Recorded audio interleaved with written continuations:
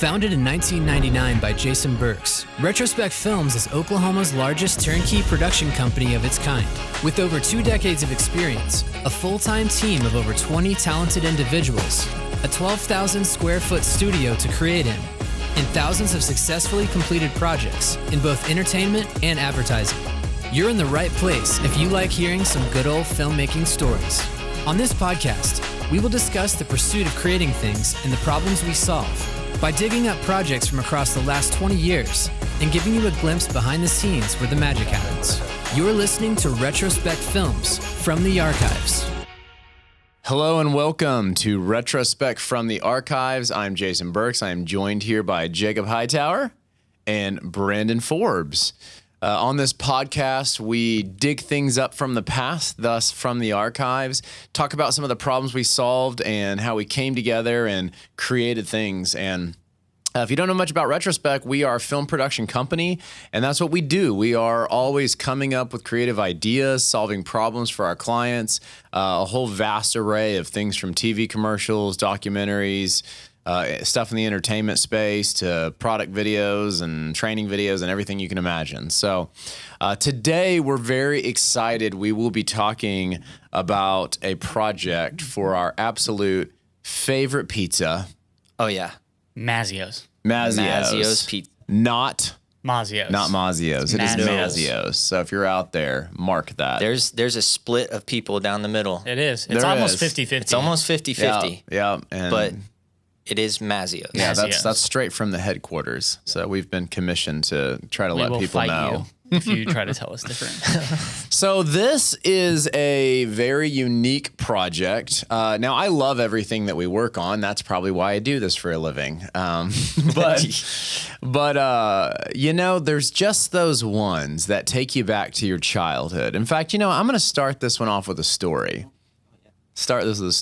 This is a story that I'd never told the client, but I kind of wanted to. But I was like, you know, I tend to make things more emotional than they need to be. Like, everything doesn't have to be like just valuable and connected to something that matters. But I hope this is what I think it's going to be. I don't think it probably isn't. Okay. But, you know, I don't know. I don't want to tell this story very often. No. So, you know, this is how do I keep it lighthearted? So my parents are divorced. That's okay. That's all right. That's okay. A lot of people have divorced parents. But when I think back upon my childhood, if you asked me to have the one great family memory, there's not very many, just being honest, but there is one that stands above them all. And it is watching the top 20 country music countdown and eating Mazzio's pizza at 2:00 every Sunday. Whoa. And that was like, I mean, there was a time period in there. I don't know if I think it was when I was like 8, 9, 10 years old. Like, that was what you'd go to church on Sunday.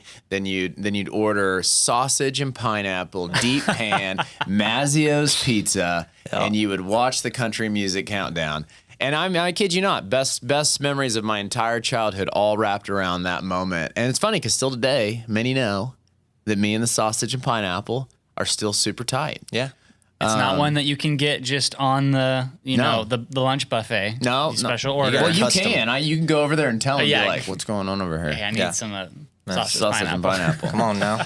Now, it was funny because I remember as a kid, you know, I mean, it's not uncommon that pizza's like the most exciting thing as a kid. I mean, kids love pizza. Yeah, of course. But I will say, like, I remember, man, when that doorbell rang, You were like, no matter you where knew. you were, and you know, I got a sister, and you know, there's a little bit of fighting over the pizza. So Yeah. it's like sprinting to the door. Like, I Yeah. might casually sit by the window, and when I see the delivery guy pull in, I just like ironically am close to the front door because my sister, she would like grab that pizza, take it in the kitchen, and like get the largest slices. You know, and I'm yeah. like, not cool. And you know how you do it? It's like that slice and the one opposing it because geometry states that the opposing pieces are the same size. Yeah. Did you know that? Whether or not That's it's a just science. thought of that. it's cut a different way. That's crazy. Nope, it's Yep. So anyway, sorry to bring that deep story about my childhood love Mazzio's. to this. Yeah. To, Mazzio's. Oof. See? watch out! Watch out! That's one. Strike one. So you know, Mazzio's is significant to me, and we've talked about Mazzio's a lot. Like we've had like, you know, our company meetings where in previous years we're like, that'd be cool. You know, we've all lived in this city for a long time and watched the commercials, and I won't reference the pizza one, or what is it? What was that blonde-haired girl? You remember it. It's like 15 years ago. It's like, oh, that's right. You're in California. Do you remember that one? The blonde-haired girl with the ponytail? No, it's probably because we didn't shoot the commercial. Well, no, that's I'm all just right. kidding. Whoever's editing this, you need to find that. Cut that one in because it's iconic. That's the one that most people know from like 1997. Pizza, pizza, pizza, pizza. Mazzio's got me through high school. Oh, did it? Yeah, because we had Mazzio's pizza and then regular lunch food. Yep. And so did we. And so did we. every day I was like, Yep. no regular lunch food. That's gross. Yep. Mazzio's. Cheese pizza right there. Yep. 2 slices. I remember and that. I would get some French fries and it'd be like $5. Broken Arrow High School. Same deal. We can get to a Mazzio's without even going on a main street from our office. You can walk to Mazzio's from Retrospec. So we frequent that buffet, That's lunch buffet often. I don't even know if we're going to talk about what we created for him. We're just going to talk about Mazzio's. It's the longest intro, just talking about pizza. Just, we're 6 minutes in. We have not spoke about anything except for just pizza. That's how passionate we are about no, pizza. but it's, I will say this about the lunch buffet. And I feel like I skip lunch a lot. I eat lunch on set a lot. Many times I just, it's rare that there's this moment where I'm like, oh, I'm just going to go eat lunch. But when it happens and I'm by myself and I'm in a hurry, I'm like, there's only one.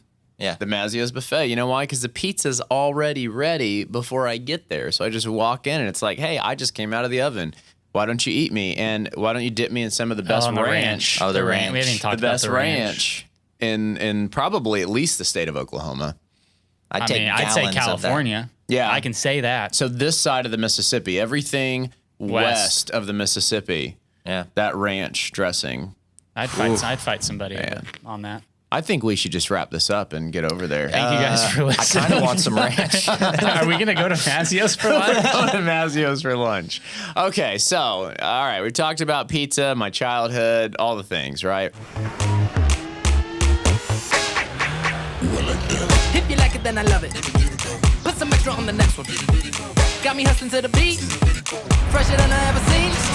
Hey, I just want the finer things. I've been looking my whole life trying to find the things. I'ma take a whole pie, that's mine. Like, if you want a slice, baby, you could try mine. Hey. Take your flavor trip with Mazzio's Street Pizzas. A pizza made for one. A single topping for $7.99 or specialty creations for $9.99. Mazzio's. Get ready for great. So this project came at us, Acrobat. Angela, we appreciate you much for believing in us, letting us partner with you. And they've worked together for a long time. Mazzio's commercials have been running in Tulsa forever, 20 years. I mean, I can think of many of them. Pizza. And it's really kind of cool. Like when you work in film, we work in advertising, work in a lot of different industries, but you can't help but see those things and be like, I want to do that someday. Yeah. I felt that way about Mazzio's the entire existence of this company. I didn't do anything with it, but I was like, someday. It'd be cool. Someday it would be cool. So when this came up, man, I was running and gunning, and I think, Brandon, you probably had more insight on it even occurring. I just saw it on the counter. I was like, is that St. Mazzio's? I get to work on that? Yeah. That's cool. Hey, do I get to work on that? Yeah. So let's talk a little bit about, Forbes, why don't you kick us off a little bit about where this came from, what this concept was, and bring us into pre-pro a little bit. Yeah.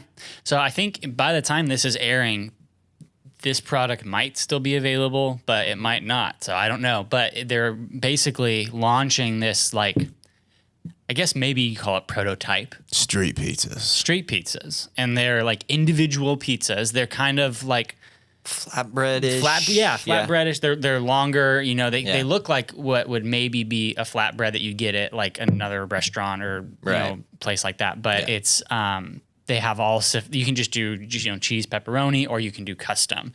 And so they wanted to basically promote this and ramp it up and then release it for X amount of time. I think it's going to be maybe 2-3 months, couple weeks, and then it's gone. And so they decided we're going to take this old food truck and they're going to wrap it with this really cool, wrap job, get the top with the Mazzios. That's 2.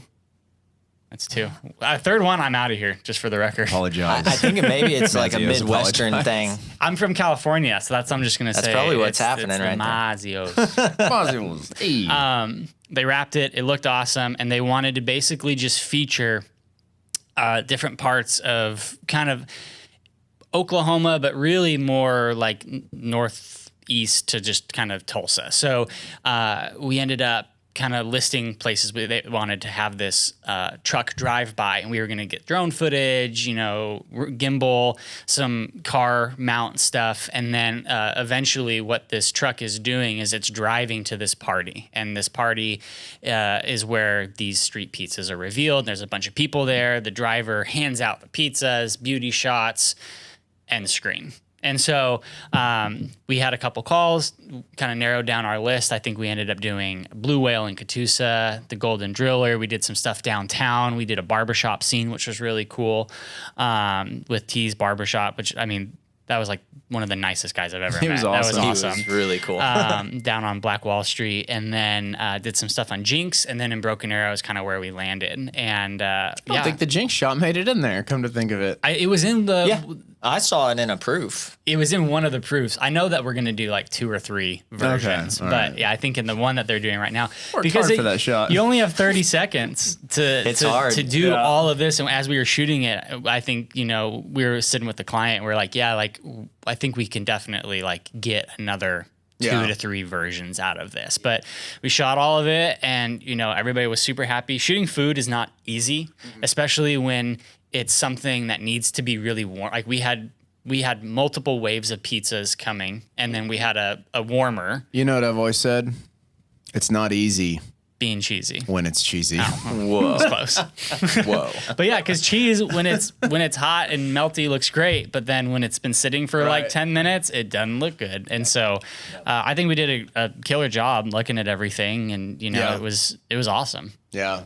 Yeah, I think that, why don't we chime you in, Hightower, here? So, it was a lot of juggling of cameras. We had a fast approach. Yeah. Why don't you describe the shooting approach? How did we execute this? Yeah. Et cetera. So each location was a very short amount of time. We didn't have very long at all. I think like 30 minutes maybe each space. So if you can think about bringing a large crew, I think we had maybe like 10 people and then maybe a couple clients on set. So we're showing up to each one of these spots with a bunch of people. So parking's a thing. We got to get everything parked. And then on top of that, we got to get our shot set up. One of the kind of the hardest time consuming thing was resetting the truck. If it's driving by something, it has to literally go turn around, get somewhere. Yeah. So that was kind of the thing that was the time crunch, was the resetting of the vehicle. Going into each space, we had a gimbal, and we were shooting handheld, and we were shooting drone. So we had those 3 camera options, and basically you and I were doubling pretty much everything, just because kind of have to on those fast-paced things you don't have time to go, all right, let's reset this and get this on the handheld. And I forget to hit record a lot, so that helps me out. Sometimes those buttons get sticky. The best of us. Actually, one of our buttons is sticky. It is. You gotta watch and there's been multiple times recently that I look down and I'm like, what? I hit record. Like, no, you Don't tell anyone that. I don't need that reputation. Little curveballs in the film industry. If sometimes those buttons WD-40. get sticky. Yeah, exactly.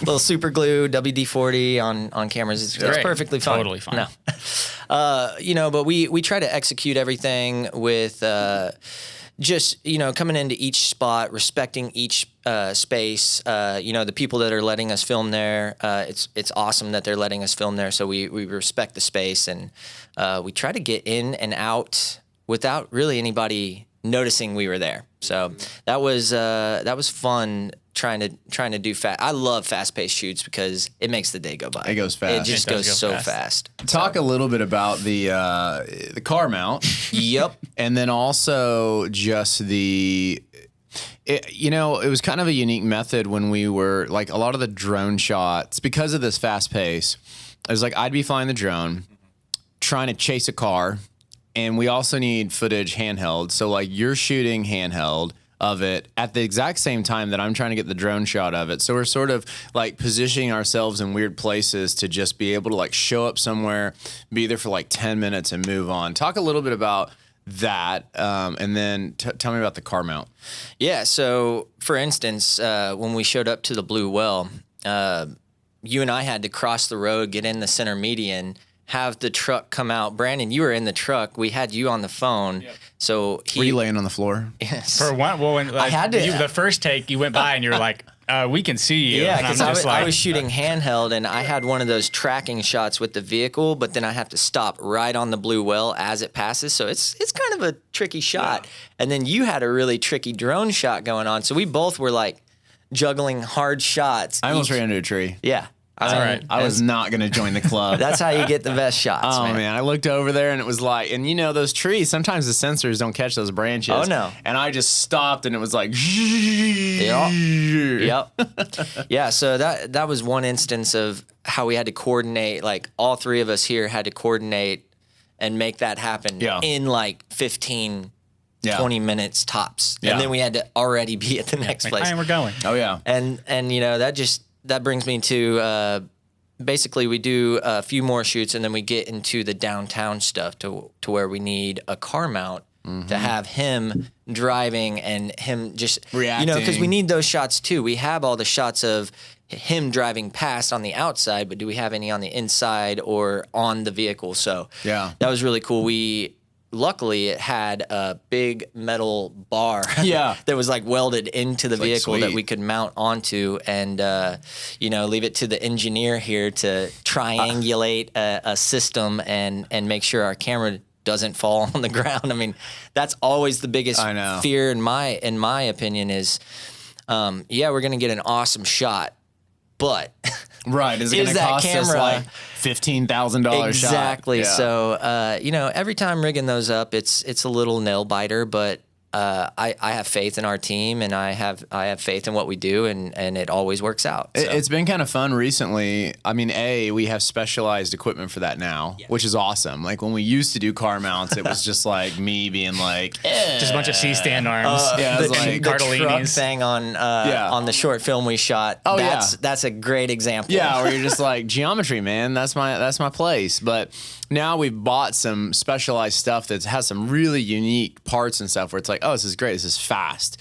But then beyond that, putting the Ronin on the car mount, I love because being able, of course, I don't think we didn't end up hooking up the remote stuff, but it's nice having that little extra bit of stabilization. And then, you know, in times where, you know, I've been sitting there and being able to pan, tilt, all that jazz, which is nice. I feel like car mounts have gotten so much easier. I mean, I remember literally when I was 14, going on my first major motion picture set and watching them build a car mount and going, oh my gosh, like it was just like this massive because you had to like thing. build a whole platform. Oh yeah, a whole platform across the hood, cheese plates on both sides, speed rail all over it, you know. And then you're talking film cameras, so you're dropping a 70-pound camera out the side, you know, that costs $500,000. So like heads are gonna roll if it breaks. So it's not like that, at least for us. Yeah. But I watched the edit and I was like, if they didn't use one of those car mount shots, I'll go on the record to say like, it was the day before and Mark was building out the check room for it, and he was like, "Hey, car mount?" And I was like, absolutely not. We will not have enough time. Like, don't even bring it up. I said, you can bring put a GoPro on there. And I remember I walk out the next morning as they're packing, building it. and I walk out, I turned and I see Jason just with the car mount, and I turned around and just walked back out. But I did it right. And it was fine. I had it built before the shoot and even started. And we had time. We were ahead, which was great. I mean, you guys were just like, I felt bad because I was like on radio as we're like directing traffic. I was like, please tell me you got that. Can we please go? And you're like, yeah, we got it. And so we were able to move and allow time for that. But now looking at those, I'm like, oh, I'm glad that you guys pushed for that because it was worth it. Yeah, I think, you know, and it's funny, you were talking about, you know, I'll go into post just a bit and then we can wrap this thing up. But we definitely shot way more than enough, which is awesome.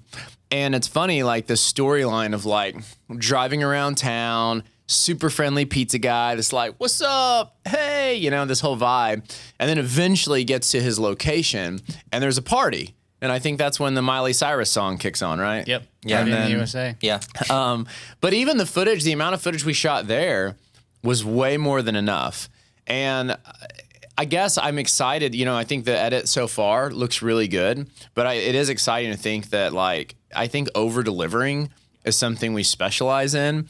And I think that was exciting for me, that whole shoot, because I know that Mazzio's has done a lot of big shoots, and it was fun watching them on the monitor every single time and just being like, you know, nothing but smiles across their faces, and just knowing that we were creating way more than enough. And I don't know, it's just like it obviously goes by very fast, but I was watching the proofs yesterday and I was just like, man, that's really, I mean, not to bring it all full circle, but it like took me back just for a second, because I even told the guys on set, like from Mazzio's, I was like, dude, nothing beats your deep pan crust, man. That buttery bottom with that little crispiness, because that's one of the very few things that, like, I guess for me, like, brings me back to my childhood. So I think it is really meaningful. I like to make things meaningful, because why not? That's the world we live in. But I feel like this spot turned out really, really good, and so yeah, hope we get a couple cuts out of it and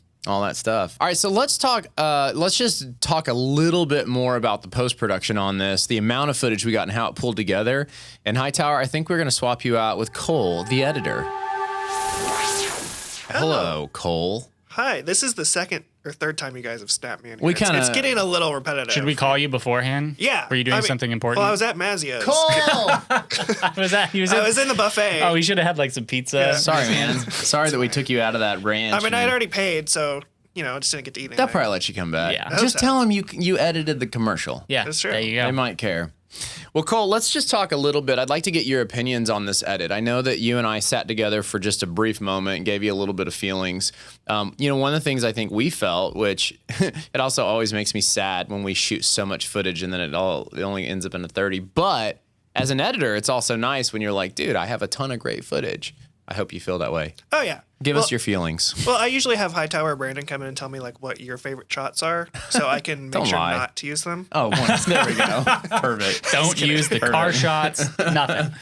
No, it is nice when you have an abundance of footage, because then it's like, even if, like, you know, one shot doesn't work, it's like, oh, it's fine. I have like 50 other like amazing shots I can pull from. So it's always nice to have too much footage. And then we've already talked about, like, you know, making a 60-second cut or making like different cuts with different age groups, because that pizza party we have like so much of like a varying like degree of people. So it's like, oh, we can use different scenes at the start, and then we can have different age groups. You know, it's like a kid version or one that's more like focused towards teens. So always having more footage is always nice. How, I'm curious, because this is a unique example where you have sort of a variety of like wides, mediums, close-ups, reversals, all that jazz. How do you approach that? I mean, I felt like you did a good job when I was looking at the spot, the recent proof. It's like, you know, you got the random cut in of the tire, but you got the guy's face, and then you got like the drone shot and all that. Do you have any theory on that when you approach stuff, or is it just like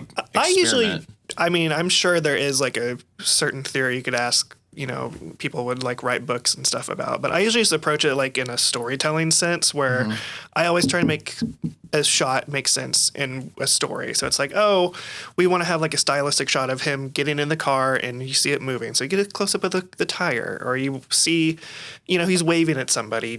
You have the wide shot of him waving, and then you see the close up of him actually waving at the person, and then you see like the other side of it. I mean, I always try and just make it sequential to the story. I don't usually focus on, you know, have I used a wide shot yet? I just, if it makes sense, that's usually like my go-to, is like whatever makes sense with the story is what I focus on first. Yeah.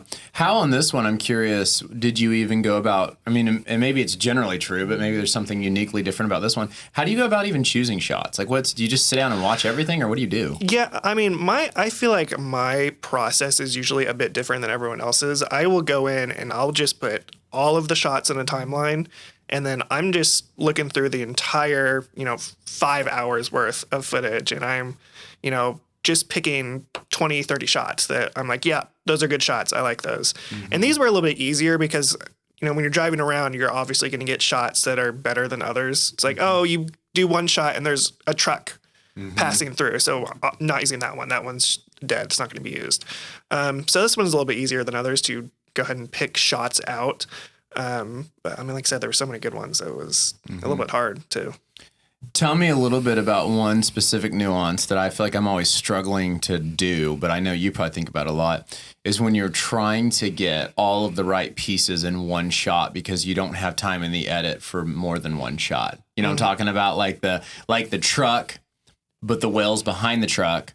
So it's a good shot of the truck and the whale at the same time, not a shot that's really cool of the truck, and then 3 seconds later, it's really cool of the whale, and now it's a 5-second shot, and it doesn't work in the edit anymore. Yeah. Talk a little bit about that. Those are, those are always difficult. That's like really when you have to like get creative, because it's like sometimes like in a 30-second spot in particular, you don't have time to be like, oh, here's a 5-second like pan of the blue whale going down to the truck. It's like you have to be like quick cuts really fast. So it's like wide shot of the blue whale, quick shot of the truck passing by, and then like that's when I've tried to get more into using visual effects in a shot where it's like we're going to transition with like the car panning to a different shot. That way you have like a little bit more time with that shot, but you're still getting it out in a relatively quick manner. I think remember even listening to like Stuart, I think talking on set, and he's like, "Oh, it'd be cool like if like as it's driving by, it like wipes and reveals." And I never even got to sit with you before you started cutting. I remember the first proof you posted, it was like that exact shot, and you did that, and I was like, perfect. Ironically, that was the shot that you were sitting in the car in. Oh, it was really? Like it was like the cleanest shot that I could use that wipe on. And then I'm just like looking out the window. Like, when we're sitting in the edit session, they're like, "There's a man in the passenger seat." It's like you like on the phone. Yeah, it's like nice. It's like I'll take him out. I'll take him out. I'll get rid of him. Don't worry. That's awesome. Well, that's great. Well, Cole, thanks for chatting with us about it. That brings us to the conclusion of this one. Hope you guys have enjoyed hearing some of the behind the scenes from a pre-pro concept through production into post-production editing and all that jazz, getting to know a little bit about how we do what we do here at Retrospec Films. If you're interested to watch any other podcasts, we have I think at this point probably 15, 20 different episodes available on our website, retrospecfilms.com. You can check those out, and we hope you catch our next episode as well on From the Archives. Thanks for joining us, everyone. Bye. Go eat Mazzio's. Later. Go to Mazzio's. Mazzio's. Look at me. It's Mazzio.